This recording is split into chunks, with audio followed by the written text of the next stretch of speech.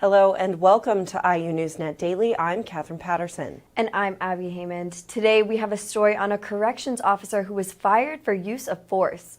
We also have an update on a deadly incident last night at Michigan State. And later, Abby gives us an update on IU athletics. NewsNet Daily begins now.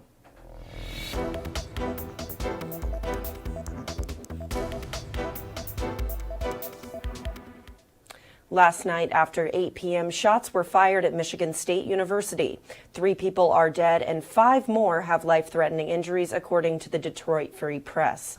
The first shots were at Berkeley Hall, then the shooter, a 43-year-old man with no ties to MSU, traveled on foot to the student union and opened fire there. The suspect died of a self-inflicted gun wound, and police found him later that night off campus.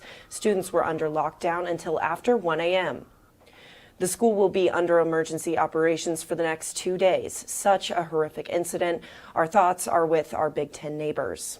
And Attorney General Todd Rokita is under investigation in relation to Dr. Caitlin Bernard, who gave abortion care to a 10-year-old rape victim from Ohio last June. A Washington, D.C. attorney filed a petition to represent Rokita, shown here giving a talk at IU Bloomington during the investigation. But it is unclear what exactly he is being investigated for. But a county judge ruled last year that Rokita had violated state law by publicly discussing the case before his office had officially filed a complaint.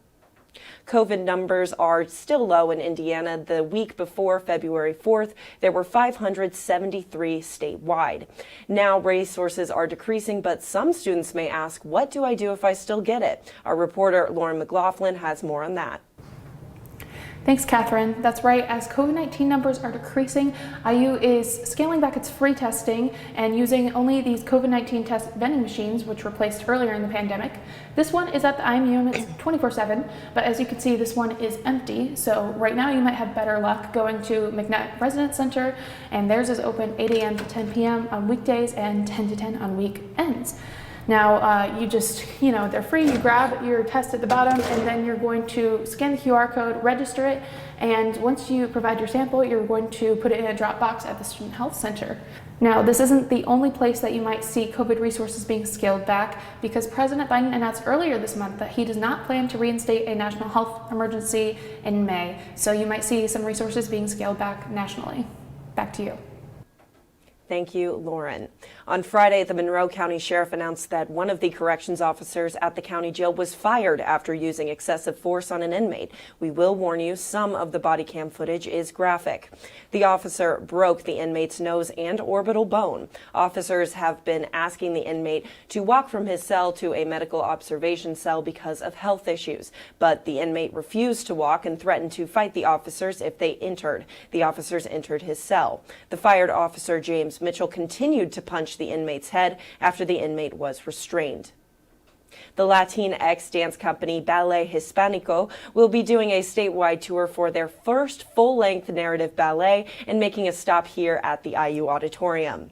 They will be visiting Bloomington on March 3rd to perform the ballet Doña Perón about the controversial First Lady of Argentina, Evita Perón.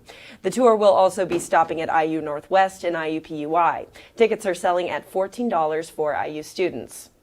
And now turning to sports, we have Abby Haymond to tell us what's going on with Hoosier Athletics. That's right, Catherine. Let's start off with the women's team. Indiana women's basketball remains on top after a dominant performance against Ohio State last night, 83-59. Every game, IU finds new emerging strengths. Most recently, that comes in the form of Sarah Scalia. She started off the year in a slump, but the past few games, she has become an elite shooter for the team. She put up 24 points, draining 6 three-pointers. Sarah has shot 61.9% from the three-point range over the Hoosiers' last 5 games, and she is quickly becoming another lethal weapon on this Indiana team. However, Sarah wasn't the only player to make a mark against Ohio State last night. Mackenzie Holmes set a new career high. And for more on Mackenzie Holmes, here's Tyler Vondry. Thank you, Abby. National Player of the Year candidate Mackenzie Holmes put on a clinic last night in IU's dominating road win 83-59 over the Buckeyes. Holmes finished with a new career high 33 points, going an impressive 15 of 18 from the floor, which moved the Hoosiers one step closer to a Big Ten regular championship. It has been a monstrous season for the senior forward, averaging 22 points, 7 rebounds, and shooting an incredible 70% from the field, Holmes earned her spot on the Wooden Award late season top 20. Holmes has the Hoosiers in record-setting territory with her remarkable play. The Hoosiers currently have their longest winning streak under Coach Morin and have beaten 8 great teams this season, another program record.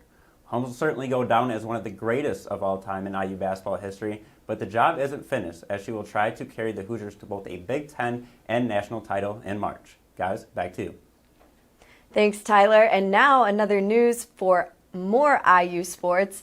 The Kansas City Chiefs are champions of Super Bowl 57 with a 38-35 victory over the Philadelphia Eagles.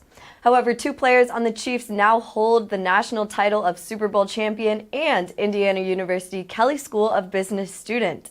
Thanks to a partnership with the NFL Players Association, MBA and Master of Science programs are offered to current and former NFL players.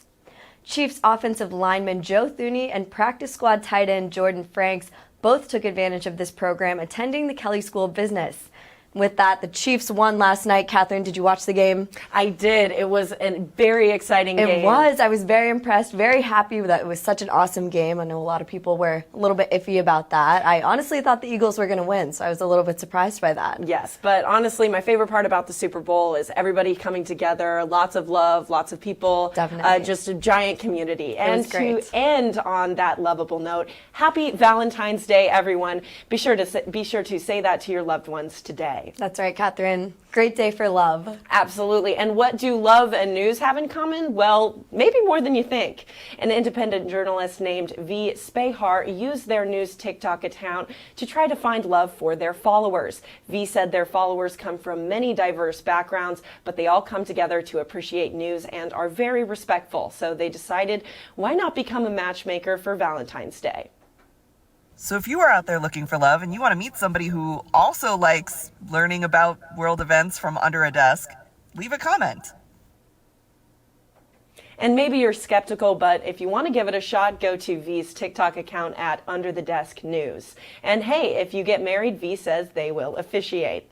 And that's a wrap for today's IU NewsNet Daily. Tune in for the latest updates on all Hoosier news and sports. Be sure to follow us on Instagram at IUNND. For IU NewsNet Daily, I'm Katherine Patterson. And I'm Abby Haymond. Thanks for watching, and we will see you next week.